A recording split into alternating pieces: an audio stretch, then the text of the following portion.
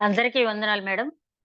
దేవాదేవుడు మళ్ళీ మనందరం ఈ జూమ్ మీటింగ్ ద్వారా కలుసుకునే అవకాశం ఇచ్చినందుకు మరొకసారి వందనాలు చెల్లించుకుంటూ, ఈరోజు మూలవాక్యం అపోస్తల కార్యాల గ్రంథం 24వ అధ్యాయం 22వ వచనంలో ఈ విధంగా వ్రాయబడి ఉన్నది. అపోస్తల కార్యాల గ్రంథం 24వ అధ్యాయం 22వ వచనం. ఈ మాట వరకు అతడు చెప్పినది వారు ఆలకించచ్చు. 24వ అధ్యాయం 22వ వచనం. ఫేలిక్సు ఈ మార్గమును గూర్చి బాగుగా ఎరిగిన వాడై సహస్రాధిపతి అయిన లూసియా వచ్చినప్పుడు ఈ సంగతి నేను విచారించి తెలుసుకుందునని చెప్పి విమర్శ చేశాను. ఫేలిక్స్ ఈ మార్గమును గూర్చి బాగుగా ఎరిగిన వాడై సహస్రాధిపతి అయిన లూసియా వచ్చినప్పుడు మీ సంగతి విచారించి తెలుసుకుందునని చెప్పి విమర్శ చేశాను. ప్రేమ మేడం మా తండ్రి, ఇంతవరకు క్షేమంగా కాపాడిన పరమరక్షణ స్థుతినైనా వందనాలు తండ్రి. మేమేమై ఉన్నామో కేవలం అది నీ ఉచితమైన కృపలైనాను తండ్రి. దయగల మా ప్రభా, మరొక్కసారి మేమంతా నీ కృప చేతనైనా, అవును తండ్రి, నీ కృప లేనిదే మేమేది చేయలేము తండ్రి. నీ కృప చేత తండ్రి మళ్ళీ మేమంతా కలిసి నీ వాక్యం ధ్యానించుకునే గొప్ప భాగ్యం మాకు దయచేసినందుకు వందనములు తండ్రి. మేమేమై ఉన్నామో కేవలం అది నీ ఉచితమైన కృపలైనాను తండ్రి. దయగల మా ప్రభా, ఈ జూమ్ మీటింగ్ ఏర్పాటు చేసిన మేడంను బట్టి వందనాలు చెల్లించుకుంటున్నాను. మంచి పరిపూర్ణమైన ఆరోగ్యం నీ బిడ్డకు దయచేయండి. వస్తున్న ప్రతి బిడ్డపై నీ ఆత్మను కుమ్మరించండి తండ్రి. నేను ప్రత్యక్షంగా పరోక్షంగా వినుచున్న ప్రతి ఒక్కరూ ఆధ్యాత్మికంగా ఎదుగుదలకు నాయన ఈ జూమ్ మీటింగ్ లో మాట్లాడుతున్న ప్రతి మాట, ప్రతి ఒక్కరి ద్వారా మాట్లాడుతున్న ప్రతి మాట నీ పరిశుద్ధాత్మ ప్రేరణ చేత మాట్లాడించండి తండ్రి. దయగల మా ప్రభు, అవును తండ్రి, ఆత్మ లేని వారమైతే తండ్రి మ్రోగడి కంచుగానే ఉంటాం తండ్రి. దయగల మా ప్రభ, ఆత్మానుసారంగా మాట్లాడించమని అడుగుతున్నాను తండ్రి. దయమయ. అదే విధంగా నాయన వాక్యం ధ్యానించబోతుంటుండగా వాక్యం ధ్యానిస్తూ నాకు వింటున్న ప్రతి ఒక్కరికి నీ యొక్క పరిశుద్ధాత్మ నడిపింపు దయచేయండి. నన్ను ఒక పరికరంగా వాడుకోండి. వినుచున్న ప్రతి ఒక్కరికి వినగల చెవి, గ్రహించగల మనసు, ఆచరించగలిగే హృదయం దయచేయమని. ఏ రకమైన ఇరుకు ఇబ్బంది కలగకుండా ఆదరించి అంతం వరకు మీరే తోడుకొని నడిపించి కార్యాంతమని నేను బహుగా స్తుతించుకునే భాగ్యం దయచేయమని మా ప్రభువును నీ ప్రియ కుమారుడైన యేసుక్రీస్తు ద్వారా వేడుకుంటున్నాం తండ్రి. ఆమేన్. మరొకసారి అందరికీ వందనాలండి. 24వ అధ్యాయంలోకి మనం వచ్చాం. మనం గత అధ్యాయంలోనే 25వ అధ్యాయంలోనే మరి పౌలు గారు ఫేలిక్స్ దగ్గరికి పంపించబడినటువంటి అంశాన్ని మనం చదివి ముగించుకున్నాం. 24వ అధ్యాయంలో ప్రారంభంలో 5 దినములైన తర్వాత ప్రధాన యాజకుడైన అననీయయు కొందరు పెద్దలను తెత్తుళ్ళు అను ఒక న్యాయాధిపతియు కైసరేకు వచ్చి పౌలు మీద తెచ్చిన ఫిర్యాదు అధిపతికి తెలియచేసిరి.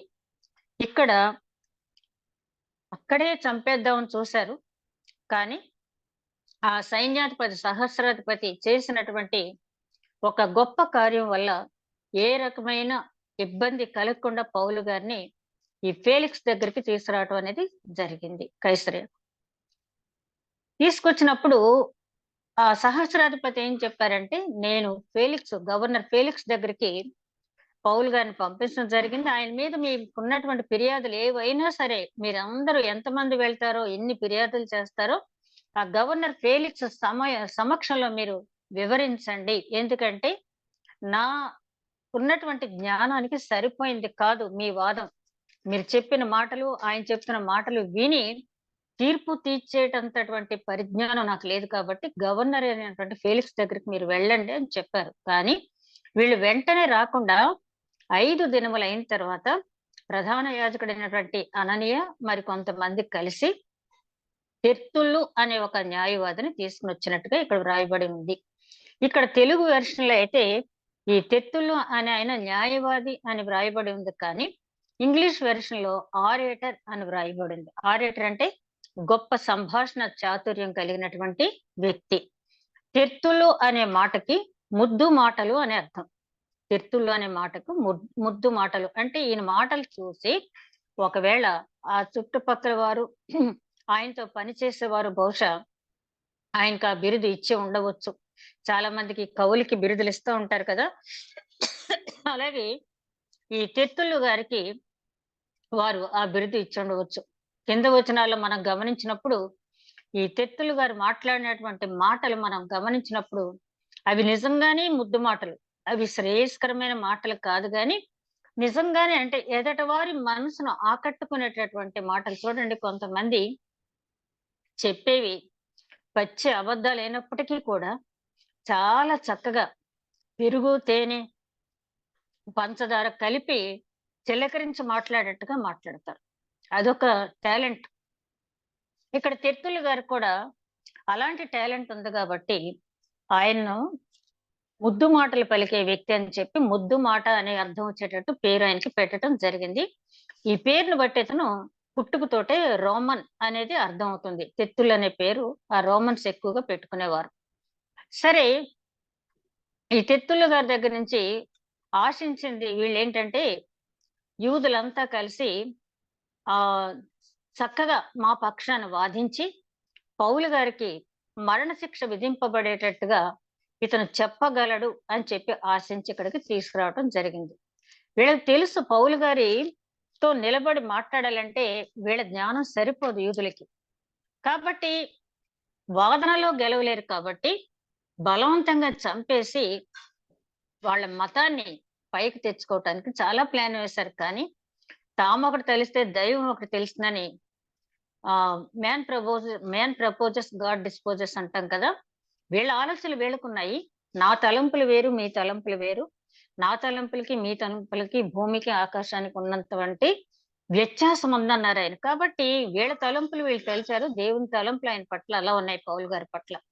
సరే, ఈ తెత్తులను ఇక్కడికి తీసుకొచ్చారు, వాదన వినిపించమన్నారు. పౌలు రప్పింపబడినప్పుడు తెత్తుళ్ళు అతని మీద నేరం మోప ప్రారంభించి ఇట్లనను, మహా ఘనత వహించిన ఫేలిక్సా, మేము తమరి వలన ఎంతో నెమ్మది అనుభవించుతున్నామనియు ఈ దేశ జనమునకు సంభవించిన అనేకమైన కీడులు తమ పరామర్శ చేత దిద్దుబాటు అవుతున్నవని ఒప్పుకొని మేము సకల విధములను సకల స్థలముల్లోనూ పూర్ణ కృతజ్ఞతతో అంగీకరించినాం. చూడండి, ముద్దు మాటలు అన్నాం కదా ఇందాక, చాలా చక్కగా మాట్లాడుతున్నాడు.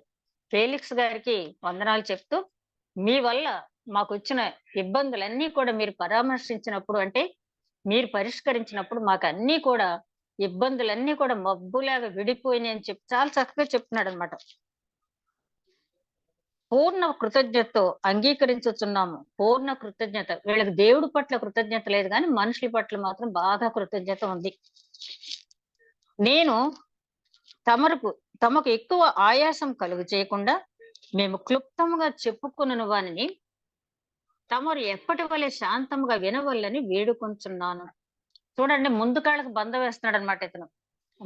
మాటల్లో నేర్పరి, మంచి ఆరేటర్ కదా, ఒకవేళ మంచి లాజిక్ కూడా తెలిసి ఉండవచ్చు. అందుకని ఇక్కడ తెలుగు వెర్షన్ లో న్యాయవాది అని చెప్పి ఆయన గురించి తెత్తుల్లోనే న్యాయవాది అన్నారు. అంటే న్యాయవాదిగా వాదించాలి అంటే న్యాయవాది పట్టానే పుచ్చుకోక్కలేదు ఆ రోజుల్లో. బాగా న్యాయం, చట్టం, ధర్మం తెలిసి ఉంటే చాలు. దానికి తోడు మంచి వాక్చాతుర్యం, సంభాషణ చాతుర్యం ఉన్న వ్యక్తి. చాలా చక్కగా ముందు కాళ్ళకి బంధం వేసి, ఎప్పుడు మా సమస్యలు మీరు ఎంత సావధానంగా వింటారో, సావధానంగా విని పరిష్కరిస్తారో అదే విధంగా వినాలని నేను కోరుకుంటున్నానని చెప్పి ముందు కాళ్ళకి బంధం వేస్తున్నాడు. ఎప్పటి వలె శాంతంగా వినవల్లని వేడుకొంచున్నాను. ఈ మనుషుడు పీడ వంటి వాడును, భూలోకమందున సకలమైన యూదులకు కలహమును రేపు వాడును, నజరేయుని మతభేదములకు నాయకుడై ఉన్నట్టు మేము కనుగొంటిమి. చూడండి, 3 మాటలు చూడండి. ఒకటి, ఈ మనుషుడు పీడ వంటి వాడు. అంటే పంటకి పురుగు పడితే చీడ అంటాం. మనిషిని ఎవరన్నా పీడిస్తా ఉంటే, ఏదైనా వ్యాధి పీడిస్తా ఉంటే పీడ, ఈ పీడ ఎప్పుడు వెళ్ళిపోద్దు అని చెప్పి అంటాం. పీడ ఇంగ్లీష్ వెర్షన్ లో అయితే పెజిల్ మ్యాన్, PESTILE, పెజిల్ మ్యాన్ అని చెప్పి ఉంది. అంటే అది చాలా లోతైన పదం పెజిల్ మ్యాన్ అది. అంటే వీళ్ళు ఎంత భయంకరంగా అతను వర్ణిస్తున్నారంటే, ఒక పంటకి పురుగు పడితే, ఆ చీడ పడితే పంట ఎట్లా నాశనం అయిపోద్దో, ఇతను మనుషుల మధ్య ఉంటే ఇతను పీడించే పీడింపుకి మనుషులు అలాగా పాడైపోతారు, మనుషులు హరించిపోతారని చెప్పి చాలా కఠినమైన పదం ఈయన పట్ల వాడారు. నిజానికి పీడెవరు, నిజానికి చీడెవరు అని ఆలోచిస్తే, పంట నుంచి వచ్చే పొలాన్ని మనం పంట పొలం నుంచి వచ్చేదాన్ని ఫలము అంటాం. ఇక్కడ ఈ సువార్త ద్వారా వచ్చేదాన్ని ఈ ఆత్మ ఫలం, ఈ కోత, పౌలు గారు విత్తనాలు విత్తి కోత కోసి ఆధ్యాత్మిక ఫలాలు అందిస్తున్నాడు ఆయన.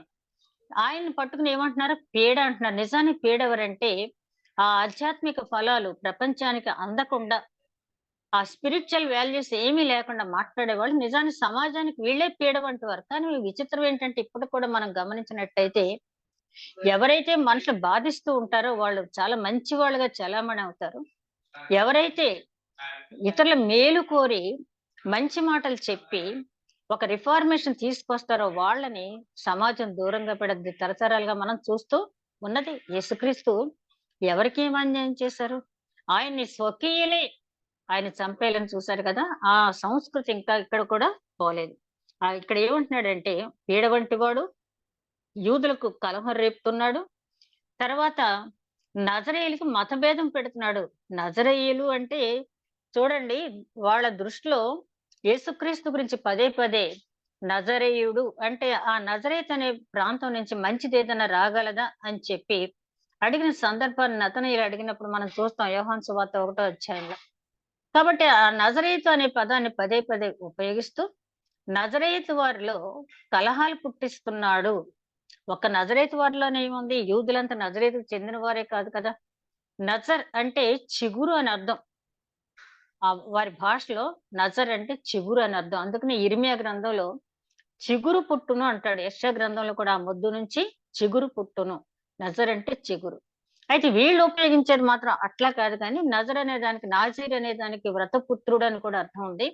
అంత మంచి పదాలు, అంత మంచి అర్థాలతో వీళ్ళు మాట్లాడటం లేదు గాని ఇతను నజరేతు వారికి అంటే నజరేతు మార్గం అనుసరించే వారికంటే క్రీస్తును అనుసరించే వారికే కలహాలు పుట్టిస్తున్నాడు అని చెప్తున్నారు. నిజానికి క్రీస్తును అనుసరించడం అంటే అసలు క్రీస్తును అనుసరించే వారికి పునరుత్థానం మీద నమ్మకం లేని వారు ఎవరు కూడా క్రీస్తుని అనుసరించరు. వారు అనుసరిస్తున్నారంటే క్రీస్తుని సరిగ్గా అర్థం చేసుకోకుండా, అసలు క్రైస్తవ జీవితం అనేది పునరుత్థానంతో ప్రారంభమైంది కాబట్టి ఆ పునరుత్థానం గురించి సరైన అవగాహన లేని వారు ఎవరు కూడా క్రీస్తు మార్గంలో ఉన్నట్టు చెప్పుకుంటే అది వేషధారణ క్రైస్తవత్వమే అవుతుంది.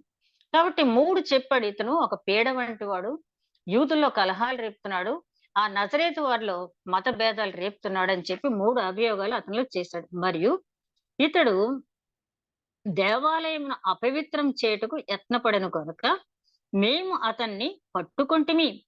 తమరు విమర్శించిన ఎడల మేము అతని మీద మోపుచున్న నేరములన్నీ తమకే తెలియవచ్చునని చెప్పాను. యూదులందుకు సమ్మతించి ఈ మాటలు నిజమే అని చెప్పిరి. చివరిగా ఆ ఫినిషింగ్ టచ్ చూడండి, ఏమంటున్నాడు? ఇతను దేవాలయాన్ని అపవిత్రపరచాలని చూశాడు కాబట్టి మేము ఇతన్ని పట్టుకున్నాం. ఇక ఆ మాటకు తిరుగులేదు. అతను ఫేలిక్స్ రోమన్ అయినా కూడా మరి ఎవరైనా కూడా యూదులకి దేవాలయం అంటే ఎంత పవిత్రమైన స్థలమో తెలుసు కాబట్టి యూదుల్ని సంతోష పెట్టాలనుకున్న వాడు ఎవరైనా కూడా దేవాలయం విషయంలో వ్యతిరేకమైన మాట మాట్లాడు. కాబట్టి ఇతను చివరికి వచ్చేటప్పటికి ఏ మాట నిలిచినా నిలవకపోయినా ఇది బాగా నిలుస్తుందని తెలిసి ఇతను ఏమన్నాడంటే ఇతను దేవాలయాన్ని పాడు చేయాలనుకున్నాడు కాబట్టి మేము పట్టుకున్నాం. ఆ మాటలో కూడా నిజంగా అంటే మనం చదువుతున్నాం గాని ఒక గ్రాఫిక్ ఫిగర్ మనం ఊహించుకుంటే ఎంత కక్షతో మాట్లాడుతున్నాడంటే మేము అక్కడే చంపేద్దాం అనుకున్నాం. అనవసరంగా ఆ లూసే ఇక్కడ తీసుకొచ్చి పంపించాడు గాని ఇతను అక్కడే సంహరించేసేవాళ్ళం. కానీ ఇప్పుడైతే ఏమైందిలే, మేము చెప్పిన మాటలని మీరు విన్నారు. మీరు పరిశీలించి చూసినట్టయితే మీరే మరణశిక్ష విధించేస్తారు. మేం చేయవలసిన పని మీరే చేసేస్తారన్నది ధీమాగా చెప్పటం అనేది జరిగింది. ఆ చుట్టూ ఉన్నవారు కూడా వంత పడారు. అవును, అతను చెప్పింది నిజమే. ఆ తెత్తులు చెప్పింది నిజమే. అసలు ఆ తెత్తులు ఏం మాట్లాడాడో లేకపోతే ఏంటో అనేది వీళ్ళకి తెలియకపోయినా అవునని తలోపటానికి కొంతమందిని తీసుకొస్తారు కదా! అలాగా వీళ్ళు అవును నిజమే అని చెప్పి అంటున్నారు. అప్పుడు అధిపతి మాటలాడమని పౌలుకు సైగ చేయగా అతడు ఇట్లనెను. ఇప్పుడు యూదులు కొన్ని మంచి పనులు చేసినప్పుడు కూడా పౌలు గారిని ఈకొనియాలో అలాగే లుస్త్రలో బలహీన పాదములు గారి వారికి ఆ కుంటివానికి ఆ నడకొచ్చినప్పుడు అలాగే ఫుతూను అనే దెయ్యం పట్టిన బాలికని ఆ ఫుతూను అనే దెయ్యాన్ని నుంచి విడిపించినప్పుడు పౌలు గారిని కొట్టి చెరసాల్లో వేశారు కదా వీళ్ళు. అలాగే ఒక మంచి పని చేసినప్పుడు పౌలు గారిని హింసించడం అనేది పేతురు గారిని కూడా అలాగే చెరసాల్లో వేశారు కదా! వీళ్ళకి ఇది అలవాటు. కాబట్టి ఇక్కడ ఫేలిక్స్ అంటున్నాడు, అప్పుడు అధిపతి మాట్లాడమని పౌలుని సైగ చేయగా అతడు ఇట్లనెను, తమరు బహు సంవత్సరముల నుండి ఈ జనమునకు న్యాయాధిపతి ఉన్నారని ఎరిగి నేను ధైర్యంతో సమాధానం చెప్పుచున్నాను. తెత్తులు మాట్లాడిన దానికి ఏమాత్రము తీసుకోకుండా అతను ఎంత మృదు మధురంగా మాట్లాడి ముగింపు కఠినంగా ఇచ్చాడో, అదే విధంగా పౌలు గారు కూడా చాలా మృదు మధురంగా మాట్లాడుతున్నాడు. అందుకని వాళ్ళకి తెలుసు కాబట్టే ఈయన మాటలో జయించలేమని ఆ న్యాయవాదులు వాళ్ళు తెచ్చుకున్నారు. అసలు యేసుక్రీస్తు సెలక్షన్ కూడా మనం గమనించినట్లయితే, ఆయన ఈ భూమి మీద బోధించేటప్పుడు ఎన్నుకున్న శిష్యులందరూ కూడా జాలర్లు తీసుకున్నాడు ఆయన. కానీ ఆయన పునరుత్థానుడు అయిపోయిన తర్వాత ఎంచుకున్న సాధనం పౌలు గారిని ఎందుకు ఎందుకు ఎందుకు ఎంచుకున్నాడు అంటే, ఎంతో మంది రాజుల దగ్గర, అధిపతుల దగ్గర, ప్రధాన యాజకుల దగ్గర నిలిచి వాదించి గెలవాలి కాబట్టి అంత వాగ్దాటి, అంత ధర్మశాస్త్రం మీద పట్టు, అదే విధంగా అవతల వారి మనసెరిగి నడుచుకుంటూ మాట్లాడి సువార్త ప్రకటించే నేర్పు ఉన్నవాడిని ఎన్నుకోవాలి కాబట్టి పౌలు గారిని ఎన్నుకున్నారని చెప్పి మనం ఈ అధ్యాయం చదివిన తర్వాత, ఈ అధ్యాయం కాకుండా 24, 25, 26 అధ్యాయంలో కూడా పౌలు గారు మాట్లాడిన మాటలు మనం విన్నప్పుడు, యేసుక్రీస్తు పునరుత్థానుడైన తర్వాత పౌలు గారిని ఎందుకు ఎంచుకున్నాడు అనేది మనకు చాలా అననీయతో అంటాడు కదా ఆయన, నేను ఎన్నుకున్న సాధనం, ఆయన ఎంత ఛాలెంజెస్ ఎదుర్కోవాల్సి ఉంటుందో నువ్వు చూడు అంటారు కదా, అలాగే ప్రతిదీ కూడా ఛాలెంజ్ ఆయన ఎదుర్కొంటూనే వస్తున్నాడు. ఇక్కడ అంటున్నాడు పౌలు గారు ఏమంటున్నారంటే, ఈ జనానికి ఇంతకాలం నుంచి మీరు న్యాయాధిపతిగా అంటే గవర్నరు చేయవలసిన పని, జస్టిస్ కూడా అంటే మన ఇప్పుడు మ్యాజిస్ట్రేట్ ఉంటారు, కలెక్టర్, ఫస్ట్ క్లాస్ మ్యాజిస్ట్రేట్ అంటాం కదా, అలాగే గవర్నర్ గా ఉంటూ ఆయన న్యాయాధిపతిగా కూడా వ్యవహరించవలసి ఉంది. కాబట్టి పౌలు గారు అంటున్నారు, మీరు ఈ జనం దగ్గర న్యాయాధిపతిగా ఇంతకాలం ఉన్నారని తెలిసి నేను బహుధైర్యంగా మాట్లాడుకుంటున్నానంటే, వీళ్ళు ఎట్లాంటి వారో నాకు తెలుసు, వీళ్ళు తెచ్చే వాదనలేంటో నాకు తెలుసు, వీళ్ళ ఆర్గ్యుమెంట్ ఎలా ఉంటుందో నాకు తెలుసు. అట్లాంటి వాదనలు వింటూ వీళ్ళని మెప్పిస్తూ న్యాయాధిపతిగా మీరు ఉన్నారంటే మామూలు వ్యక్తి కాదు కాబట్టి, మీరు సమస్తం అర్థం చేసుకోగలిగిన వారు కాబట్టి నేను బహుధైర్యంగా మీ దగ్గర మాట్లాడాలని నిలబడ్డాను అని చెప్పి ఆయన చెప్పడం జరిగింది. యెరూషలేములో ఆరాధించడానికి నేను వెళ్ళిన నాటి నుండి 12 దినములు మాత్రమే అయినవి తాము విచారించి తెలుసుకొని వచ్చును. మొట్టమొదటి దానికి దేవాలయాన్ని అపవిత్రపరిచాడు అన్నదాన్ని సమాధానం చెప్పినాడు. ఏంటంటే, యెరూషలేము నేను వెళ్ళి 12 రోజులు మాత్రమే అయ్యింది. 12 రోజులకు ముందు ఆయన ఎక్కడికి వెళ్ళాడో తర్వాత కింద వచనాలు చెప్తాడు. దేవాలయంలో నేమి, సమాజ మందిరంలోనేమి, పట్టణంలోనేమి నేను ఎవరితోనూ తర్కించుటైనను, జనులను గుమికూర్చుటైనను వారు చూడలేదు. నేను దేవాలయంలో గాని, బహిరంగ ప్రదేశాల్లో గాని నేను ఎక్కడా కూడా బోధించలేదు, జనులు గుంపు కూర్చలేదు. అది మీరు విచారించి తెలుసుకోవచ్చు అంటాడు కింద వచనాల్లో. మరియు వారు ఇప్పుడు నా మీద మోపు నేరములకు తమరికి రుజువుపరచలేరు. వాళ్ళ నేరాలైతే చేసేసారు గాని, నేరారోపణ మాత్రమే వారు చేశారు గాని దానికి ఎవిడెన్స్ మాత్రం వాళ్ళు చూపలేరు. ప్రూఫ్స్ ఏవి వాళ్ళ దగ్గర లేవు. ఎందుకంటే అవన్నీ కూడా అబద్ధాలు కాబట్టి వారు దాన్ని రుజువుపరచలేరని చెప్పాడు. ధర్మశాస్త్రమందును ప్రవక్తల గ్రంథమందును వ్రాయబడి ఉన్నవన్నీ నమ్మి నీతిమంతులకు అనీతిమంతులకు పునరుత్థానము కలగబోతున్నదని వీరు నిరీక్షించుతున్నట్టు నేను కూడా దేవుని యందు నిరీక్షణ ఉంచి వారు మతభేదం అని పేరు పెట్టు ఈ మార్గము చొప్పున నా పితరుల దేవుని సేవించుతున్నానని తమరి ఎదుట ఒప్పుకొనుచున్నాను. చాలా చక్కగా చెప్పారు పౌలు గారు. నేనేం కొత్త మాట ఏం చెప్పలేదు. ధర్మశాస్త్రంలో ఏమైతే వ్రాయబడి ఉందో, ప్రవక్తలు ఏదైతే ప్రవచించారో వాటినే నేను చెప్తున్నాను. మరి పునరుత్థానం ఉందని చెప్పి వీరు ఎట్లాగైతే నమ్ముతున్నారో నేను అదే నమ్ముతున్నాను. అంతకంటే కొత్త మాట నేనేమి చెప్పలేదు. ధర్మశాస్త్రం అంతా కూడా తెలుసు. ధర్మశాస్త్రానికి ముగింపే యేసుక్రీస్తు. ఆయన అంటాడు కదా, మత్తయి సువార్త 5వ అధ్యాయం 17వ వచనంలో, నేను ధర్మశాస్త్రం నేను కొట్టివేయటానికి రాలేదు, పొల్లైనా కొట్టివేయటానికి నేను రాలేదు, ధర్మశాస్త్రాన్ని నెరవేర్చడానికి నేను వచ్చానని చెప్తాడు. అదే విధంగా లూకా సువార్త 24వ అధ్యాయంలో ఆ శిష్యులతో అంటాడు, ధర్మశాస్త్రం మీకు తెలీదు, ప్రవక్తల ప్రవచనాలు తెలీదు, మందమతులారా, మీరు వాటిని గ్రహించి ఉంటే యేసుక్రీస్తు ఎవరో మీకు తెలుసుకుని ఉండేవారని చెప్పి ఆయన ఆరోహణ అయ్యే ముందు వాళ్ళతో చెప్తారు. అదే విధంగా మరి పాత నిబంధన గ్రంథంలోని దానియేలు గ్రంథం 12వ అధ్యాయం 2వ వచనంలో ఆ సమాధుల్లో ఉన్నవారు ఒక కాలం లేస్తారు. అందులో కొంతమందేమో నిత్య జీవానికి వెళ్తారు. కొంతమందేమో ఎప్పుడూ కూడా నిందింపబడటానికి, హేళన చేయబడటానికి వాళ్ళు కొంతమంది వెళ్తారని చెప్పి దానియేలు గ్రంథంలో చెప్పబడింది. అదేవిధంగా యోహాను సువార్త 5వ అధ్యాయం 28, 29 వచనాల్లో చాలా క్లియర్ గా యేసుక్రీస్తు అక్కడ చెప్పింది. పునరుత్థానం అనేది అందరూ పొందుతారు. కొంతమందేమో నిత్య జీవం పొందుతారు. కొంతమందేమో నిందింపబడుతూ నిత్య నరకానికి వాళ్ళు వెళతారు. తీర్పు పునరుత్థానానికి వాళ్ళు వెళ్తారు. కొంతమంది మేలు చేసిన వారేమో మే తీర్పు కాకుండా వాళ్ళు జీవ పునరుత్థానానికి వెళ్తారు. కీడు చేసిన వాళ్ళేమో ఆ తీర్పు పునరుత్థానానికి వెళ్తారు. Whatever it may be, పునరుత్థానం అనేది తప్పకుండా ఉంటుంది. వారి వారి క్రియలను బట్టి ఆ 2 పునరుత్థాల్లో ఏది వాళ్ళు పాలు పంచుకుంటారు అనేది అక్కడ నిర్ణయించబడది తీర్పు సమయంలో అని చెప్పి యేసుక్రీస్తు అక్కడ చెప్పడం జరిగింది. అదే విధంగా హెబ్రీ గ్రంథకర్త పౌలు గారు కొరింథీయులకు రాసిన 2వ పత్రికలో 5వ అధ్యాయం 10వ వచనంలో ఆయన అంటాడు, ఎవరు చేసిన క్రియలు వారు అవి మంచివైనను సరే చెడ్డవైనను సరే వాటిని బట్టి తీర్చబడు నిమిత్తము ప్రతి ఒక్కరు కూడా ఆ కృపాసనం ముందు, ఆ తీర్పు సింహాసనం ముందు నిలబడవలసి ఉన్నది అని చెప్తారంటే ఈ ప్రపంచంలో జీవించిన ప్రతి ఒక్కరూ కూడా వారు చేసిన క్రియలను బట్టి అవి మంచివైన చెడ్డవైన క్రియలన్నీ కూడా పరిశీలించబడతాయి. అయితే ఇక్కడ మనకు డౌట్ రావచ్చు. మరి మనకైతే ఏంటి అనేది విశ్వాసం అనేది మనకు తెలుసు, అన్యులకు తెలియదు కదా.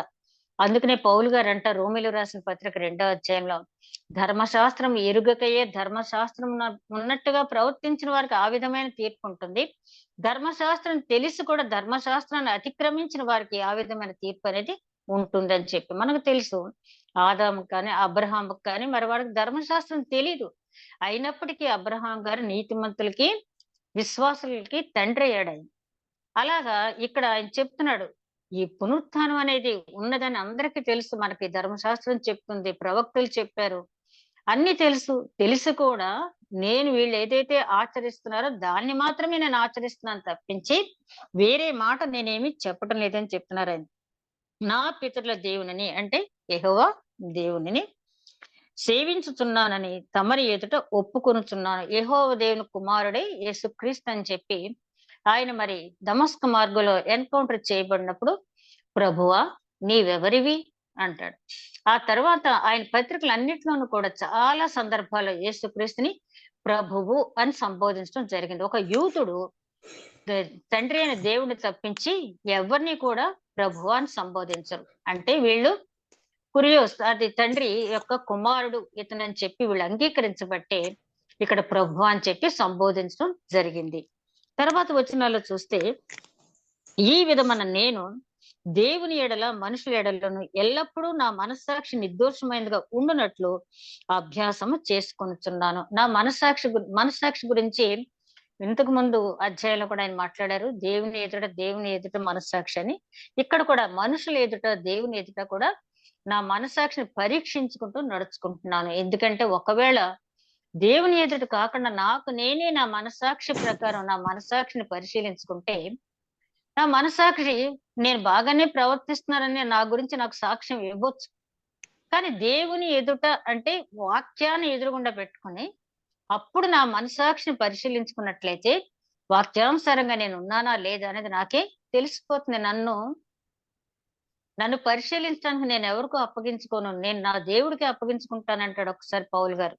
దావీదు మహారాజు కూడా ఒకనొక సందర్భంలో అంటాడు, దేవా నన్ను పరిశోధించు, నీకు ఆయాస్కరమైన మార్గం నాలో ఏమన్నా ఉన్నట్టయితే వారిని నాకు దూరపరచు. ఎందుకంటే ఎంత ధైర్యం ఉంటే చెప్పాలన్నమాట. అంటే ఎక్స్రే మిషన్ ముందు కూర్చున్నట్టుగా మాట్లాడాడు దావీదు మహారాజు. నన్ను పరిశోధించు, నీకు ఆయాసకరమైన మార్గంలో నాలో ఏమైనా ఉన్నట్టయితే వాటిని దూరపరచు. ఎందుకంటే మనకు తెలియకుండానే దైవ వ్యతిరేకమైన అంశాలు మనలో చాలా ఉంటాయి. మనకు తెలీదు. ఎక్స్రే మిషన్ ముందు కూర్చునే ముందు మనకి లోపలంతా చాలా ఆరోగ్యంగా ఉన్నాం అనుకుంటాం, కానీ ఎక్కడో ఏదో లోపం ఉంటుంది, అది అక్కడ మాత్రమే తెలుస్తుంది మనకు. అలాగే దేవుని ఎదుట ఉన్నప్పుడు, దేవుని సన్నిధిలో మనం నిలబడినప్పుడు మాత్రమే నీకొకటి కొదువుగా ఉన్నది, ఆ యువకుడితో దేవుడు చెప్తాడు కదా యేసుక్రీస్తు, నేనంతా బాగానే ఉన్నాను, ఆజ్ఞలు అనుసరిస్తున్నాను, అన్నీ చేస్తున్నాను అన్నప్పుడు, కానీ నీకొకటి కొదువుగా ఉన్నది. అది ఎవరు చెప్పగలరు? యేసుక్రీస్తు మాత్రమే మన జీవితాన్ని పరిశీలించి చెప్పగలరు. కాబట్టి ఇక్కడ పౌలు గారు చాలా తేటతెల్లంగా నా మనస్సాక్షి నిర్దోషమైనదిగా ఉన్నట్లు అభ్యాసం చేసుకుంటున్నాను దేవుని ఎదుట, మనుషుల ఎదుట కూడా. అంటే యేసుక్రీస్తు కూడా అదే అంటారు.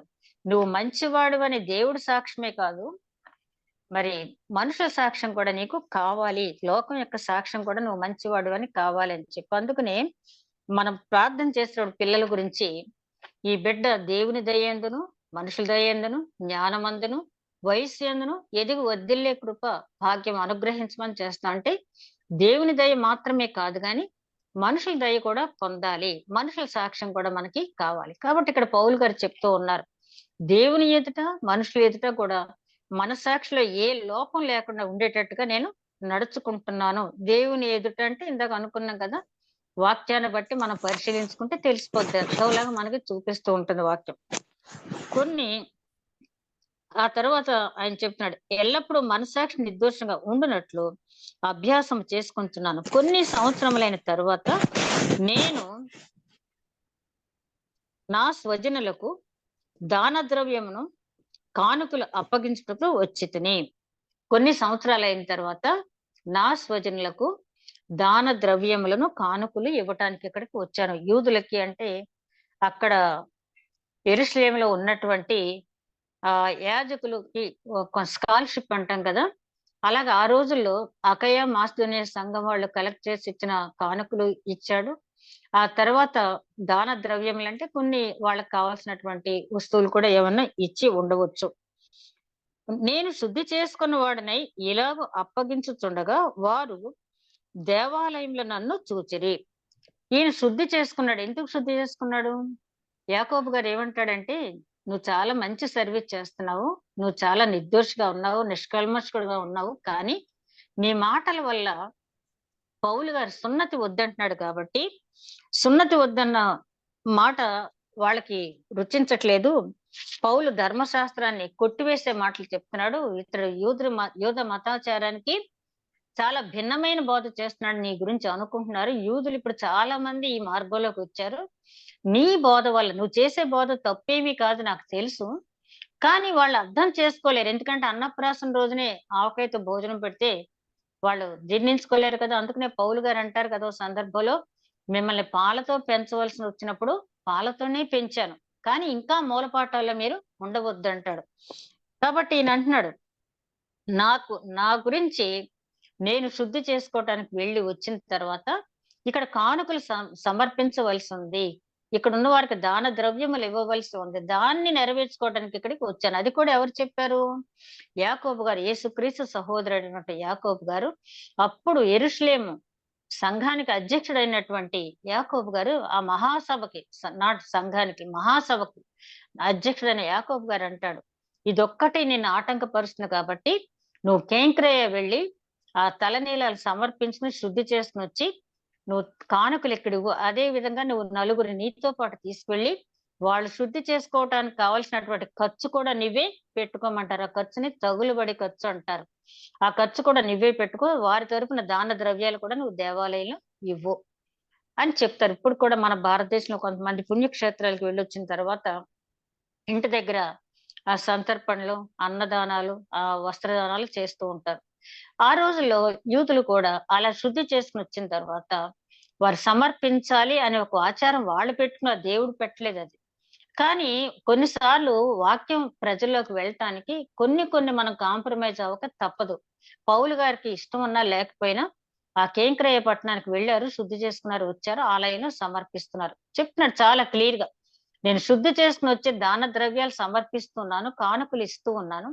అట్లాంటి సందర్భంలో నన్ను పట్టుకున్నారు, అంతకు తప్పించి నా మీద నేరమేమీ లేదన్నారు. నా మీద వారికి ఏమైనా ఉన్న ఎడల వారే తమరి సన్నిధికి వచ్చి నా మీద నేరం మోపవలసి ఉండెను. లేదా నేను మహాసభ ఎదుట నిలిచి ఉన్నప్పుడు మృతుల పునరుత్థానం గూర్చి నేడు వారి ఎదుట విమర్శింపబడుచున్నానని వారి మధ్య నిలువబడి నేను బిగ్గరగా చెప్పిన ఈ ఒక్క మాట విషయమే తప్ప నా యందు మరి ఏ నేరమైనను వీరు కనుగొని ఉంటే వీరైనా చెప్పవచ్చు అనెను. చాలా ఖచ్చితంగా చెప్పాడు. ఏంటంటే ఆయన, మరి నేనొచ్చి ఆ దాన ద్రవ్యాలిచ్చి కానుక సమర్పించేటప్పుడు వీళ్ళలా చేశారు. మరొక మాట ఏంటంటే, మరొక మాట ఏంటంటే ఆహ్, వాళ్ళు నన్ను పట్టుకున్నానని చెప్తున్నారే, ఆ పట్టుకున్న వాళ్ళెవరు రాలేదిక్కడికి. అవును, అవును తల ఊపేవాళ్ళెవరు కూడా నన్ను పట్టుకున్న వాళ్ళలో లేరు. ఆలయం నుంచి నన్ను బంధించి ఈడ్చుకొచ్చిన వాళ్ళు వీళ్ళు కాదు. నన్నెవరైతే బంధించి అలా తీసుకొనొచ్చి నన్ను చంపేయాలని ప్రయత్నం చేశారో, వాళ్ళు వచ్చి ప్రత్యక్షంగా నా మీద నేరం మోపినట్లయితే మీరు వినవచ్చు. కానీ నేను చెప్పింది ఈ పునరుత్థానం అనే మాట తప్పించి మరొక మాట చెప్పలేదు. ఈ మార్గాన్ని గురించి బోధించాను తప్పించి, వేరొక మాట వేరేగా నేను చెప్పలేదు అని చెప్పిన తర్వాత, ఇక ఫేలిక్స్ పరిస్థితి ఎలా ఉందంటే అక్కడ, ఫేలిక్స్ ఈ మార్గమును గూర్చి బాగుగా ఎరిగిన వాడై, ఈవేళ మూలవాక్యం ఇదే కదా మనకి. ఫేలిక్సు ఈ మార్గమును గూర్చి బాగుగా ఎరిగిన వాడై సహస్రాధిపతి అయిన లూసియా వచ్చినప్పుడు మీ సంగతి విచారించనని చెప్పి విమర్శ చేశాను. మీ సంగతి విచారించనని చెప్పి విమర్శ చేశాను. ఇంకా అక్కడ ఫేలిక్స్‌కి ఏం చెప్పాలో తెలియలేదు. ఎందుకంటే పౌలు గారు చెప్తున్నది 100కి 100 పాళ్ళు నిజం. ఆయన పునరుత్థానం గురించి చెప్తున్నాడు తప్పించి మరే రకమైన బోధ చేయలేదు. పైగా యెరూషలేములో ఆయన ఉన్నది 12 రోజులే కాబట్టి ఆయన చెప్తున్నట్టుగా దేవాలయంలో గాని, బహిరంగ ప్రదేశాల్లో గాని ఆయన బోధించలేదు. ఎక్కడ గుంపు కూడేటట్టుగా ఆయన చేయలేదు. ఆ మాటలు బట్టి అర్థమవుతుంది. పైగా ఆయన ప్రత్యక్షంగా పట్టుకున్న వాళ్ళెవరు కూడా ఇక్కడికి రాలేదు. ఎందుకంటే వచ్చినా వాళ్ళు చెప్పగలిగిందేమీ లేదు. ఎందుకంటే మాటల ద్వారా నేరారోపణ నిరూపించి ఆయనకు మరణశిక్ష విధించే కారణం ఏది వారి దగ్గర లేదు కాబట్టి వారక్కడ రాకుండా వేరే వారిని ఇక్కడికి పంపించడం జరిగింది. పౌలు గారు వివరించిన తర్వాత ఫేలిక్స్ గారి పరిస్థితి ఎలాగుందంటే, ఆ మార్గం గురించి ఆయనకు బాగా తెలుసు. ఏ మార్గము? క్రీస్తు బోధించినటువంటి మార్గం. నేనే మార్గము, సత్యము, జీవమునై ఉన్నానని చెప్పి. చాలా విచారకరమైన విషయం ఏంటంటే, ప్రపంచంలో ఇప్పటికీ కూడా కొన్ని కోట్ల మందికి ఈ మార్గం తెలుసు. మాకు క్రీస్తు తెలుసు, క్రీస్తు బోధ తెలుసు, క్రీస్తు మార్గం తెలుసు అని చెప్తారు. కానీ ఆ మార్గంలో నడిచిన వారికి మాత్రమే ఆ మార్గంలో ఉన్న కష్ట నష్టాలు, ఆ మార్గంలో నడిచి ఎట్లా ఆ కల్వరిని గిరి చేరాలి, ఎట్లా ఆ నిత్య జీవంలో చేరాలి అని చెప్పి తెలుస్తుంది. అంతే తప్పించి గట్టున ఉన్న వాళ్ళకి ఆ నది లోతు, ఆ సముద్రపు లోతు అనేది తెలీదు. ఆ నది మాకు తెలుసు. గోదావరి నది మాకు తెలుసు. కృష్ణా నది మాకు తెలుసు. కానీ అది ఎంత లోతో తెలియాలంటే దాంట్లో ప్రయాణించినప్పుడు, దాంట్లో నిలబడినప్పుడు మాత్రమే కదా! ఇలా ఫేలిక్స్ లాగా ఇప్పటికి ప్రపంచంలో కొన్ని కోట్ల మంది ఈ మార్గం తెలిసిన వారున్నారు. యేసుక్రీస్తు అంటే తెలిసిన వారున్నారు. కానీ క్రీస్తు మార్గం అనేది క్షుణ్ణంగా తెలిసిన వారంటే ఆ మార్గంలో ప్రయాణం చేసిన వారికి మాత్రం ఒకసారి ఒక శాస్త్రి గారొచ్చి యేసుక్రీస్తుని ఏమడుగుతారంటే, బోధకుడా, మరి నువ్వు చెప్పిన ఆజ్ఞల్లో అన్నిట్లోనూ ప్రధానమైన ఆజ్ఞ ఏది అని చెప్పి ఆయన అడుగుతాడు. దేవుణ్ణి స్మరించటం, అదే నీ దేవుని ఏకదేవుని ఆరాధన. రెండోది నిన్ను వలె నీ పొరుగువాన్ని ప్రేమించుము అన్నవి ముఖ్యమని చెప్తాడు. చెప్పినప్పుడు ఆ శాస్త్రి గారు అంటాడు, బాగా చెప్పావు నువ్వు, కానీ సర్వాంగ హోమములు చేయుట కంటే ఆ రెండవ ఆజ్ఞ నెరవేర్చడం అనేది చాలా కష్టమైందంటాడు. ఎందుకంటే మనలాగా పొరుగు వాడిని ప్రేమించడం అనేది చాలా కష్టం అని ఆయన భావం. అప్పుడు యేసుక్రీస్తు వెంటనే, నువ్వు చాలా దగ్గరలో ఉన్నావు. నువ్వు ప్రాక్టీస్ చేస్తున్నావు కాబట్టి నీకు నిత్య జీవం అంటే ఏంటో తెలిసింది కాబట్టి దాంట్లో ప్రవేశించడం నువ్వు చాలా దగ్గరలో ఉన్నావని చెప్పి ఇలాగ అన్నావని చెప్పి ఆయన్ని కసిరి పంపించలేదు. కానీ ఆయన ఒక రకంగా అప్రిషియేట్ చేసినట్టే, నువ్వు చాలా దగ్గరలో ఉన్నావు. అంటే ఈ మార్గానికి నువ్వు చాలా దగ్గరలో ఉన్నావు. ఆల్రెడీ నువ్వు ప్రాక్టీస్ చేస్తున్నావు అని చెప్పి ఆయన పంపించడం జరిగింది.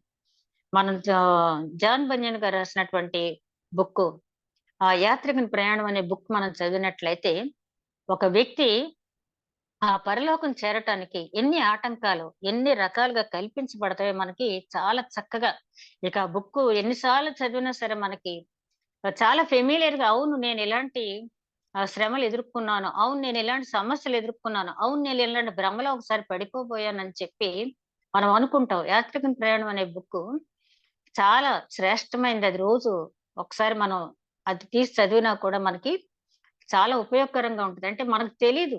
మనం అనుకుంటాం బానే నడుస్తాం అని. కానీ నడిచేటప్పుడు ఎన్ని రకాలుగా మనం పడిపోవటానికి అవకాశం ఉంటుందో తెలుసు. అట్లాగే ఈ మార్గం గురించి తెలిసిన వాళ్ళు చాలా మంది మాకెందుకు తెలీదు అంటారు. కానీ ఆ మార్గంలో ప్రయాణిస్తేనే కదా అందులో ఉన్న కష్ట నష్టాలు తెలిసాయి. ఫేలిక్స్‌కి ఈ మార్గం తెలుసు. కానీ ఏం లాభం? ఈ ఫేలిక్స్ అనే మాటకి మనం లాస్ట్ చాప్టర్‌లో మనం తెలుసుకున్న అర్థం శ్రేయస్కరము. తల్లిదండ్రులు చాలా చక్కటి పేరు పెట్టారు శ్రేయస్కరం అని. ఈ అధ్యాయం చివరి వరకు ఇతని ప్రవర్తన మనం చూస్తే, ఇతను ఇతరులకి శ్రేయస్కరమైన వాడు కాదు. తనకు తాను కూడా శ్రేయస్కరమైన వాడు కాదు. కాబట్టి తల్లిదండ్రులు పెట్టిన పేరు సార్థక నామధేయుడు అంటారు కొంతమందిని. కొంతమంది ఎందుకు పెట్టారురా బాబు నీకా పేరంటారు. అలా కదా! ఈ ఫేలిక్స్ గారికి పాపం తల్లిదండ్రులు ఎంతో ఆలోచించి పెట్టుంటారు. కానీ ఆ పేరులో ఎక్కడా కూడా ఇతనికి మ్యాచ్ అవ్వదు. ఆ తర్వాత మరియు అతని విడిగా కావలిలో ఉంచి అతనికి పరిచారం చేయుటకు అతని స్వజనుల్లో ఎవరిని ఆటంకపరచవద్దని శతాధిపతికి ఆజ్ఞాపించాను. అతను అది మామూలుగా అందరితో పాటు కామన్ జనరల్ ప్రిజన్‌లో పెట్టకుండా వేరే అన్ని సదుపాయాలు ఉన్నటువంటి ఒక రూమ్ కేటాయించి అందులో ఆయన్నుంచి, ఆయన స్వజనులు ఎవరైనా వచ్చి ఆయన పరిచర్య చేయాలన్నా, ఆయనతో మాట్లాడాలన్నా, ఆయనకేమైనా ఇవ్వాలని వచ్చినా ఎవరిని ఆటంకపరచవద్దు అని ఒక సెంచూరియన్‌కి ఆయన ఆజ్ఞ ఇచ్చాడు. ఒక శతాధిపతికి ఆజ్ఞ ఇవ్వటం అనేది జరిగింది. అంటే ఎందుకు చేశాడు ఈ పని? ఫేలిక్స్ గారికి తెలుసు. పౌలు గారు చెప్పినది 100కి 100 పాళ్ళు నిజమని తెలుసు. కానీ అక్కడ ఆయనకు ఒప్పుకోవటానికి ఏం అడ్డం వస్తుందంటే అతని పదవి పోవచ్చు. లేతే అతనికి ఉన్నటువంటి పేరు ప్రతిష్టలు పోవచ్చు.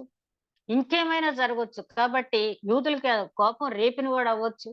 ఎన్నో ఆటంకాలు ఉంటాయి కాబట్టి అతనేమన్నాడు, ఇతను జాగ్రత్తగా చూడండి అన్ని సౌకర్యాలు కల్పించారు.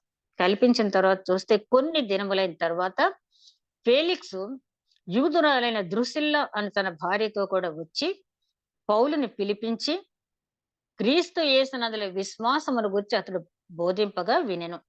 కొన్ని దినాలైన తర్వాత తన భార్యను కూడా తీసుకొచ్చాడు. తన భార్యను గురించి లాస్ట్ చాప్టర్‌లో మనం ధ్యానించుకున్న దృశ్యంలో ఒక యూదురాలు ఆమె తన భర్తని వదిలిపెట్టి ఈవిడ ఇతను చేసుకోవడం జరిగింది. ఇతనికి ఆల్రెడీ ఇది థర్డ్ మ్యారేజ్ అంటే మూడో భార్య ఈవిడ.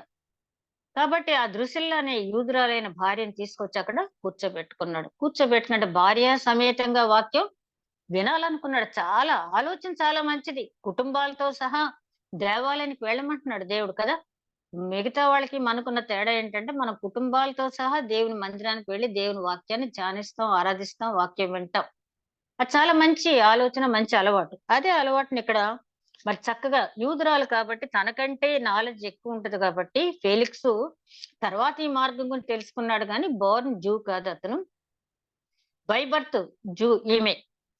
దృసిల్ల. కాబట్టి నా భార్య ఇంకా బాగా అర్థం చేసుకుంటది ఈయన చెప్పిందని చెప్పి, భార్యను తీసుకొచ్చి కూర్చొని అతను చెప్పిందంతా విన్నాడు. విన్న తర్వాత అప్పుడు అతన్ని పిలిచి అప్పుడు అతడు నీతిని గూర్చియు, ఆశానిగ్రహమును గూర్చియు, రాబోవు విమర్శను గూర్చియు ప్రసంగించుచుండగా ఫేలిక్స్ మిగుల భయపడి, ఇప్పటికి వెళ్ళుము, నాకు సమయమైన నిన్ను పిలువనంపించదని చెప్పాను. ఎంత విచారకరం అంటే అక్కడికొచ్చి విన్నాడు.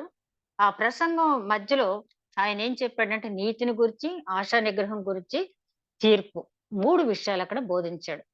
ఈ 3 నీతి అనేది మనందరికీ తెలుసంటే లోక సంబంధమైన నీతి వేరు, దైవ సంబంధమైన నీతి వేరు. ఒక మనిషి నీతిమంతుడిగా తీర్చబడాలంటే నీతి, రైట్‌నెస్ ఇవన్నీ కూడా పర్యాయ పదాలే.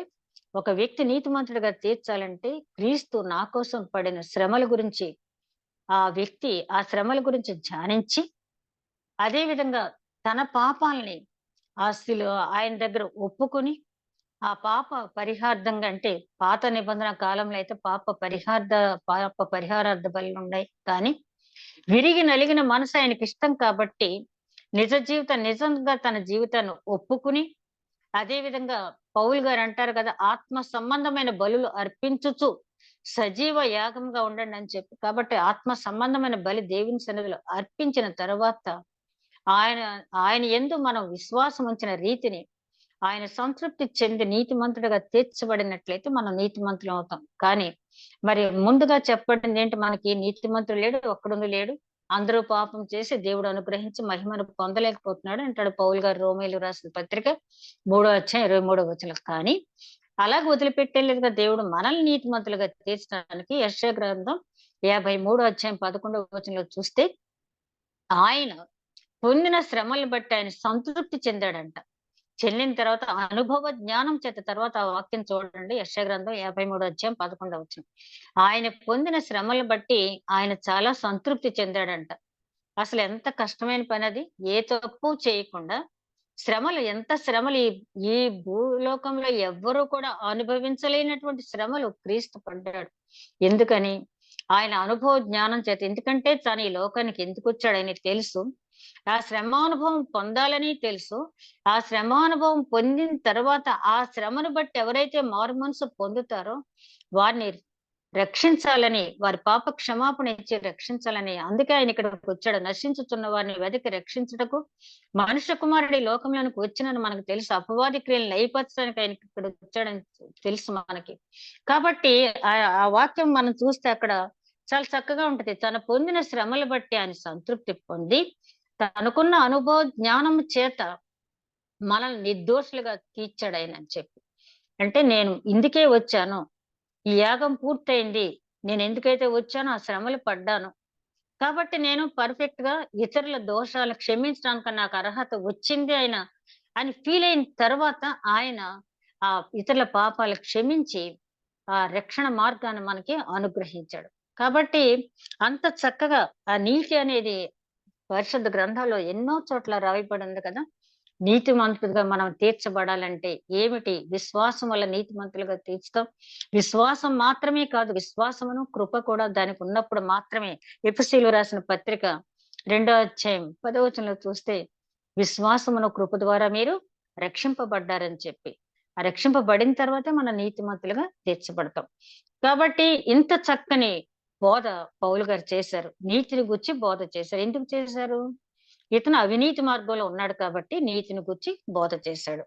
తర్వాత రెండోది ఏం చేశాడు? ఆశా నిగ్రహం కోసం చేశాడు. ఎందుకంటే ఇతను ఆ ఆశా నిగ్రహాన్ని కోల్పోయాడు. నిగ్రహాన్ని కోల్పోయి ఒక వ్యక్తికి భార్యగా ఉన్న స్త్రీని తీసుకొచ్చి మూడో భార్యగా అతను స్వీకరించాడు. రాజు అంటే, గవర్నర్ అంటే ప్రజలకి మోడల్ గా ఉండవలసినటువంటి ఆ గవర్నర్ మూడవ భార్యగా ఒక భర్తకు భార్యగా ఉన్న స్త్రీని తీసుకొచ్చాడు. అంటే ఆశా నిగ్రహం లేదు. కంటితో చూసిందంతా తనకు కావాలనుకున్నది. ఆశా నిగ్రహం అంటే ఏంటంటే, మనం ఆశ ఉండటం తప్పులేదు. అసలు ఆశ లేని వాడికి దీవెనలు కూడా రావు అంటారు. ఆశ ఉండటం తప్పులేదు. దురాశ అనేది ఉండకూడదు. మనది కానిది, దైవ వ్యతిరేకమైనది మనం ఎప్పుడు కూడా ఆశించకూడదు. అవ్వమ్మకి ఏం తక్కువైంది? అక్కడ తోటలో ఏదైనా తోటలో ఉన్న పండ్లు ఫలాలన్నీ కూడా తినమన్నాడు దేవుడు. ఒక్క 2 వృక్షాలే మంచి చెడ్డలు తెలియచేసేదని జీవవృక్ష ఫలం. అయితే ఏదైతే వద్దన్నాడో అవ్వమ్మకి దాని మీదే ఉంది. నిగ్రహించుకోలేకపోతుంది. నిగ్రహించుకోలేదు కానీ ముందుకు అడుగు వేయలేదు. ఆ దాన్ని సర్పం చాలా కుయుక్తితో ఉపయోగించుకుని అవ్వమ్మని పడవేసింది. దాని శాపం మనం అనుభవిస్తున్నాం. అలాగా అంటే ఆశా నిగ్రహం. ఇన్నున్నాయి కదా, నా చుట్టూ ఇన్నున్నాయి కదా, ఇవన్నీ తినొచ్చు కదా, దేవుడు వద్దన్నదే నేను ఎందుకు చేయాలి? మానవ సహజం. ఏదైతే వద్దంటారో అదే చేయాలనుకుంటారు. అది చేయకుండా ఉండటానికే మనకు వాక్యం. అది చేయకుండా ఉండటానికే మనకి పరిశుద్ధ గ్రంథం దేవుడు మనకి ఇచ్చాడు. ఒకవేళ నువ్వు నిగ్రహించుకోలేకపోతే తర్వాత స్థితిని ఇది ఎట్లాగుంటుందో తెలియచేయటానికి మనకి ఇచ్చాడు ఈ పరిశుద్ధ గ్రంథం. పౌలు గారు అంటారు కదా రోమీయులకు రాసిన పత్రికలో, ఉగ్రతకు పాత్రులు కాకుండా ఉండు నిమిత్తమే దేవుడు మనకి పరిశుద్ధ గ్రంథాన్ని, ఈ వాక్యాలు మనకి ఇచ్చాడు. మనం ఉగ్రత లోను కాకుండా ఉండాలనే మనకి ఈ వాక్యాన్ని దేవుడు ఇచ్చాడు. అయితే ఇక్కడ అవ్వమ్మ కొంత నిగ్రహించుకోలేకపోవటం వల్ల ఎంత నష్టపోయిందో మనకు తెలుసు. అదే విధంగా యాషావు యాకోబు జీవితాన్ని చూసినట్టయితే, యాషావు ఆ చిక్కుడు గింజల కూర చూసినప్పుడు అది కంటికి ఎర్రెర్రగా కనిపించింది. ఆ జిహ్వ చాపల్యం ఉన్న వాళ్ళకి నిజంగానే మనకు తెలుసు. మరి మీ అందరికీ ఇష్టం లేదో నాకు తెలియదు కానీ చిక్కుడుకాయని టమాటా కూర అనేది అసలు ఎంత ఇష్టంగా తింటాం. అది దేశవాళీ చిక్కుడుకాయని, దేశవాళీ టమాటా కూర వండి దాని మీద కాస్త కొత్తిమీర వేస్తే ఆ కూర దగ్గర ఏది పనికిరాదు కదా. చాలా రుచి పెట్టాడు దేవుడు దానికి. కాబట్టి యాషావు గారు సహజంగానే ఆకలిగా ఉన్నప్పుడు ఆ ఎర్రని కూర చూడగానే, ఆ రెడ్ ఫుడ్ కలర్ అనేది ఇప్పుడు మనకి ఫుడ్ కలర్స్ అందుకే వేస్తారు. ఆ కలర్ ని బట్టి మనం ఆ లాలాజలం ఊరుతుందని చెప్పి. ఆ ఎర్రని కూర చూడగానే యాషావుకి ఇక ఏమీ ఆలోచించలేదు. దాన్ని క్యాష్ చేసుకున్నాడు యాకోబు. యాకోబు క్యాష్ చేసుకోవటం కాదు గానీ, దేవుడు పరీక్ష పెట్టాడు యాషావుకి. ఎందుకంటే, అతని నుంచి గోత్రాలు రావాలి కాబట్టి 12 గోత్రాలకు కర్త అవ్వాలంటే అసలు అతనిలో నిగ్రహం ఏమాత్రం ఉంది? దేవుడు పక్షపాతి కాదు. యాకోబుకి ఎందుకిచ్చాడు దీవెన, యాషావుకి ఎందుకు ఇవ్వలేదు అంటే, యాషావుకిచ్చే దీవెన యాషావు, అతనికి 12 గోత్రాలున్నాయి. కానీ, యాకోబు దీవెన వేరు, ఆధ్యాత్మిక దీవెన ఇది. భౌతికపరమైన దీవెన యాషావు కూడా పొందాడు. అందరూ రాజులు 12 మంది రాజులు ఆయనకు కూడా, ఆయన గర్భం నుంచి కూడా వచ్చారు. అది వేరే సంగతి. అయితే ఇక్కడ యాషావు జ్యేష్ఠత్వాన్ని కోల్పోయాడు. ఎందుకని?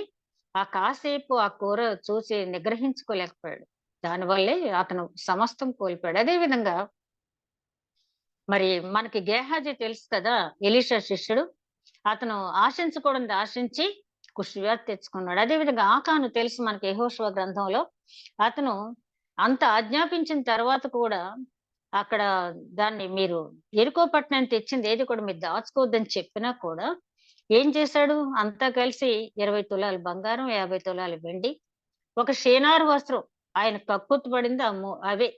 దానివల్ల వంశాల్ని పోగొట్టేసుకున్నాడు. వంశాలనే పోగొట్టేసుకున్నాడు. మనం మత్తయి సువార్తలో వంశావళిలో చూస్తే యాకాను చేసినటువంటి పని వల్ల ఆ జబ్ది వంశమే లేకుండా అక్కడ పోయింది. కాబట్టి ఎందుకు ఈ ఉదంతాలన్నీ మన ముందు ఉంచారు? అది కూడా పరిశుద్ధ గ్రంథంలో ఇవ్వబడింది కదా! ఇవన్నీ చదివి వాళ్ళలాగా మనం పడిపోకుండా ఉండటానికే ఇచ్చాడు గాని, వాళ్ళే పడిపోయారు నేనెంత అనుకోవాలని కాదు అని చెప్పి అక్కడ చెప్పడం జరిగింది. అందుకనే యోహాను పత్రికలో 2వ అధ్యాయంలో ఆయన అంటాడు, ఈ లోకంలో ఉన్నదంతా శరీరాశ, నేత్రాశ, జీవపు డంబం అవి తండ్రి వల్ల వచ్చినయి కాదు, అపవాది వల్ల వచ్చినయి అని తెలుసు మనకి. కానీ ఆశా నిగ్రహం లేకపోతే, ఇంకా ఆశా నిగ్రహం గురించి చాలా ఉంటది మన పరిశుద్ధ గ్రంథంలో. ఆశా నిగ్రహం గురించి ఆత్మఫలంలో ఉంది. అదే విధంగా పేతురు గారు రాసిన 2వ పత్రికలో ఒక క్రైస్తవుడికి ఉండవలసిన సద్గుణాల్లో ఆశా నిగ్రహం కూడా ఉంది.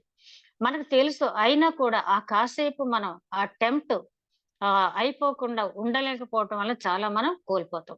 ఇక్కడ ఇతను ఈ ఆశా నిగ్రహాన్ని నిగ్రహం కోల్పోవటం వల్ల ఆ దృశ్యులను తీసుకొచ్చాడు. అది ఎత్తి చెప్పలేదక్కడ. కానీ బోధించాడంటే నువ్వు ఈ స్థితిలో ఉన్నావని. మూడోది తీర్పు. కాబట్టి నువ్వు నిగ్రహించుకోలేదు, నీతి తప్పావు కాబట్టి తీర్పులోకి రాబోతున్నావు నువ్వు అని తీర్పు గురించి కూడా చెప్పాడు. తేట తెల్లంగా అర్థమైపోయింది ఫేలిక్స్ గారికి. భయపడిపోయాడు. వెంటనే ఏం చేయాలి అక్కడ? పశ్చాత్తాపపడాలి. కానీ ఏం చేశాడు? నాకు సమయం ఉన్నప్పుడు నేను మళ్ళీ నా కన్వీనియంట్ టైంలో నిన్ను పిలుస్తాను. అప్పుడొచ్చి మళ్ళీ నాకు చెప్దువు గాని. ఈ లోక సంబంధమైన లంచానికి అతను కింద వచనాల్లో చూస్తే తనకు ద్రవ్యం ఏదైనా దొరుకుతుందేమో అని ఆశించాడు. కానీ దొరకలేదు కాబట్టి అతని 2 సంవత్సరాలు అలాగే కారాగారవాసంలో ఉంచి తర్వాత వచ్చినటువంటి ఫోర్క్యూ ఫేస్ట్‌కి అతన్ని అప్పచెప్పేసాడు. యూదుల దగ్గర మంచి గవర్నర్‌గా పేరు అతను తెచ్చుకున్నాడు. ఎంత విచారకరం అంటే ఫేలిక్స్‌కి చాలా చక్కటి అవకాశం వచ్చింది. ఎంత పాపం చేసినా కూడా పశ్చాత్తాపపడటానికి దేవుడు మంచి అవకాశం ఇచ్చాడు. కానీ ఆ సమయం ఇదే, అనుకూల సమయం ఇదే, రక్షణ దినమని ఫేలిక్స్ ఎంచుకోలేదు. శ్రేయస్కరాన్ని పెట్టిన పేరుకి అతను దాన్ని ఉపయోగించుకోలేదు. సరే కదా! ఎవరికీ పనికి రాకుండా, తనకు తాను కూడా పనికి రాకుండా నిత్య నరకానికంటే సువార్త తెలియకపోతే అది ఒకటి. కానీ చక్కని అవకాశం దేవుడు ఇచ్చాడు. దాన్ని కూడా అతను ఉపయోగించుకోలేదు. పౌలు గారు ఆ 2 సంవత్సరాలు అందులో ఉన్నారు అంటే మరి ఆ 2 సంవత్సరాలు చాలా ప్రార్థన చేసి ఉండొచ్చు, ఎంతో మందితో మాట్లాడొచ్చు, ఎన్నో పత్రికలు అంటే అన్ని ముద్రింపబడలేదు పౌలు గారు రాసినయి. ఎన్నో పత్రికలు కూడా ఆయన రాసి ఉండవచ్చు, ఎంతో సేవ చేసి ఉండవచ్చు. దేవుని తలంపది. అదే విధంగా లంచం గురించి ఒకసారి మనం గమనించినట్లయితే, లంచం అనేది గుడ్డితనం కలిచేస్తున్నాడు మన కళ్ళకి నిర్గమకాండంలో. అది నీతిమంతుల మాటలను కూడా అపార్థం చేస్తుంది. లంచం గురించి చాలా రిఫరెన్స్‌లు టైం లేదు కాబట్టి నేను చెప్పట్లేదు గానీ, లంచం అనేది చాలా మహా ప్రమాదకరమైంది. ఈ ఫేలిక్స్ అదే విధంగా హేరోదు కూడా యేసుక్రీస్తు దగ్గరకొచ్చేటప్పటికి ఒక సూచక్రియ చేస్తాడేమని ఆశించాడు. సృష్టికర్తను ఎదురుగుండా పెట్టుకుని సూచక్రియ కోసం ఆశించాడు. అదే విధంగా మరి హేరోదు బాప్తిస్మిచ్చే యోహాను చక్కని బోధ చేస్తే అది గ్రహించకుండా బాప్తిస్మిచ్చే యోహాను చంపేసని అనుకున్నాడు. కానీ తర్వాత చాలా ఘోరమైన మరణం అతను పొందాడు.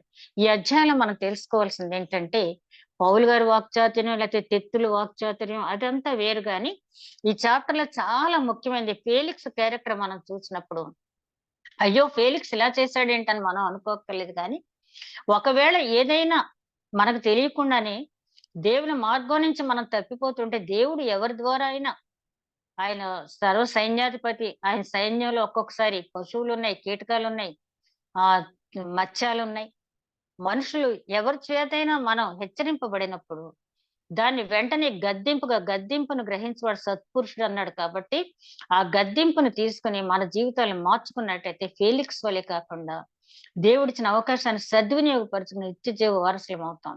అట్టి నడిపింపు దేవుడు మనకి అనుగ్రహించును గాక. దయగల మా ప్రభువా, ఇంతవరకు ధ్యానించిన వాక్యాన్ని బట్టి వందనాలు చెల్లించుకుంటున్నాను. నూరంతులుగా ఫలింప చేయమని మా ప్రభువును నీ ప్రియ కుమారుడైన యేసుక్రీస్తు ద్వారా వేడుకుంటున్నాం తండ్రి.